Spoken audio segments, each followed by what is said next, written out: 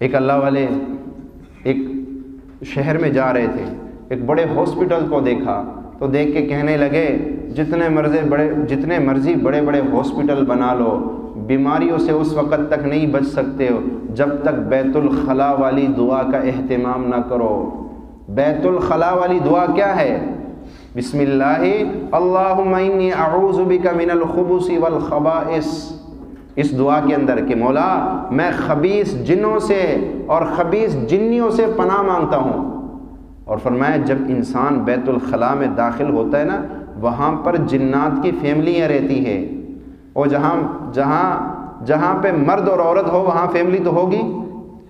ہمیں خبث اور خبائث، جنات جو خبیث ہیں ان سے بھی پناہ مانگو، جنیاں جو خبیث ہیں ان سے بھی پناہ مانگو۔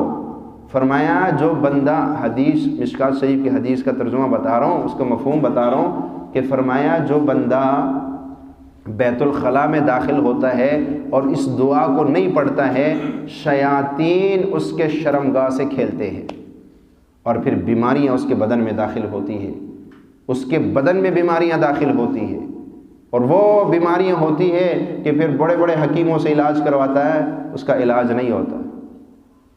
اس لیے اس دعا کا جو بندہ اہتمام کرے گا کبھی اس کو غلط خیالات نہیں آئیں گے، کبھی اس کو جو ہے وہ گناہوں کی طرف اس کا دل مائل نہیں ہوگا۔ اس میں بڑی طاقت ہے، بڑی طاقت ہے۔ ہمارے حضرت نے ایک عورت کو یہ دعا بتائی، وہ کچھ عرصے کے بعد اس نے یہ دعا مسلسل پڑھتی رہی۔ کچھ عرصے کے بعد کہنے لگی میں نے خواب میں دیکھا کہ ہمارے گھر کے بیت الخلاء سے کچھ لوگ ہیں اپنے سامان کو باندھ کر اور جا رہے ہیں۔ میں نے پوچھا تم کون ہو؟ کہا ہم یہیں رہتے تھے، جب سے تم نے یہ دعا پڑھنی شروع کر دی اب ہمارے لیے یہاں رہنا مشکل ہو گیا، لہٰذا ہم جا رہے ہیں۔ گھر کے اندر سے لڑائی جھگڑے ختم کرنے ہیں، گھر کے اندر سے بیماریاں ختم کرنی ہیں، تو آج کے بعد اس دعا کا اہتمام کریں۔